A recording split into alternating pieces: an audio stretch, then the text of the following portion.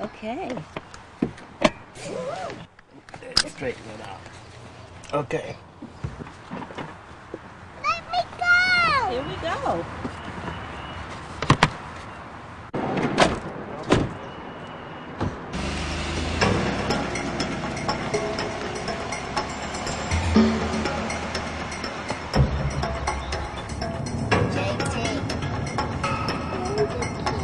Hello? Anybody home? I don't remember none of this. None of this from last year. Hey, Jasmine, would you leave JT alone, please? I'm gonna brush your statue. Can you help me out here, Stephanie? I'm a little lost. Well, I thought you knew where you were going. Do you have the directions? Get some Fruit Loops, JT. What time were we supposed to be there? We're late. JT. Do you want to stop and call someone? Keep going. Straight or right at this intersection?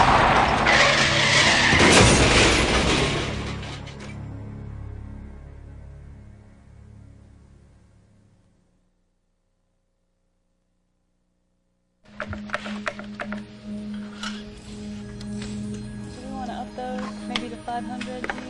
Yeah, that would probably be a good idea. If he hits something hard inside the occupant compartment, he may see more force than he does. One way we learn more about what happens in crashes is by running vehicle crash tests. Right now, we're in the final stages of getting this car ready for a test. It's going to hit a barrier at 30 miles an hour, and the impact is going to happen very quickly. Then we'll go back and look at slow motion film that lets us see exactly what happened in the crash. This car is going 30 miles an hour. And everything inside it is moving at the same speed. When the car first contacts the barrier, The occupant compartment doesn't stop immediately because the front end of the car is crushing and absorbing energy. This happens in a fraction of a second. But people can still be protected if they're restrained. If they're not, they continue moving at 30 miles an hour until they slam into something like the steering wheel, dashboard, or windshield. People get injured in crashes because they come to a stop too fast. when there's plenty of time to slow down, like during braking, They don't get injured, but when they slam into something hard, they stop very fast. and injuries can occur. Safety belts and airbags together offer the best protection in frontal crashes. They allow people to slow down with the occupant compartment. Airbags also spread the crash forces over the upper body and reduce the risk of serious head and chest injury. Safety belts protect people in non-frontal crashes too. Plus, they prevent ejection. And if there are violent maneuvers before a crash, belts keep people in their seats where they need to be for airbag protection. To get the maximum benefits, you need to do more than just buckle up. It also matters how you buckle up and where you sit. First, the lap part of the belt should fit as low as possible over your hips. Don't let it ride up over your stomach.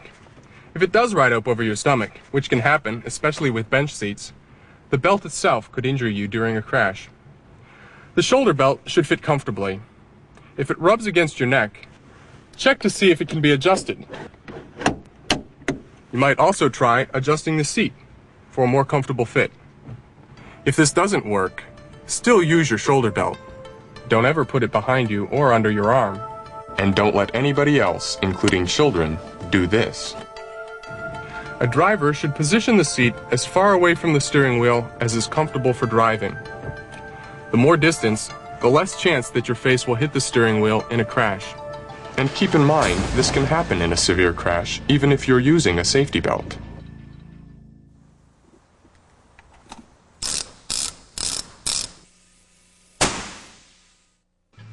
An airbag gives additional upper body restraint and can keep your face from hitting the steering wheel. But remember that a crash is over in a fraction of a second, so the airbag has to inflate very fast. They look like soft pillows in slow motion, but when they begin inflating, there's considerable force behind them. Ideally, you want the bag to fully inflate before you contact it. This is another reason to move your seat back as far as it's comfortable, away from the path of an inflating airbag. Once it's inflated, it provides an energy-absorbing buffer as it deflates. Something else to remember is not to drive with your arm across the steering wheel. The reason is the same as why you sit back and away from an airbag. The initial inflation force can be enough to break your arm. Now, the up position. It's 6 centimeters. Toward the end of a serious frontal crash, people rebound backwards toward the seat, and then their head restraints can be important. The primary purpose of these is to protect the head and neck in a rear impact. But head restraints can also catch your head and prevent injury during rebound. A head restraint should be directly behind and very close to the back of your head. If your head restraint isn't fixed in place, adjust it so that it's behind and as close to the back of your head as possible. This way, it can protect you in both front and rear impacts.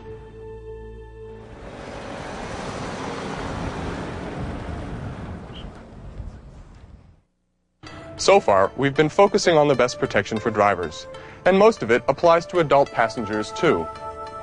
Then there are some different steps for children.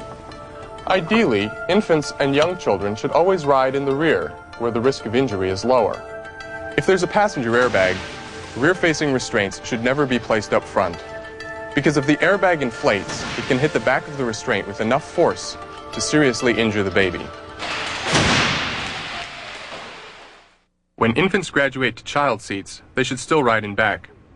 Make sure the restraint is tightly secured to the vehicle with a safety belt, and the child is buckled in too. When children get too big for their child restraints, they may use booster seats to raise them up and get a better fit into an adult safety belt. Or a child may be big enough to use an adult belt without a booster. Just be sure the lap belt fits low across the hips and the shoulder portion is comfortable.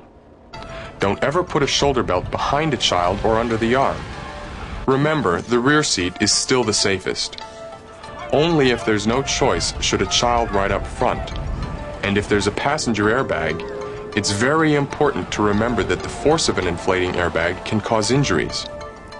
So move the vehicle seat back as far as it will go to keep the child away from the airbag. And for the same reason, don't let a child sit forward on the edge of the seat like some kids want to do. And remember this especially. Never place an infant restraint up front if there's a passenger airbag.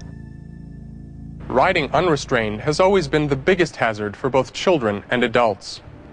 Safety belts and airbags are saving lives and preventing serious injuries. If you take these few extra steps, you'll be in a position to get the maximum benefits from your restraints. So remember the basics. Buckle up properly. Sit back so you're away from the steering wheel and airbag. Check your head restraint. And make sure infants and children are restrained properly in rear seats. Making sure everyone is effectively restrained is the best way to reduce your risks in the crash.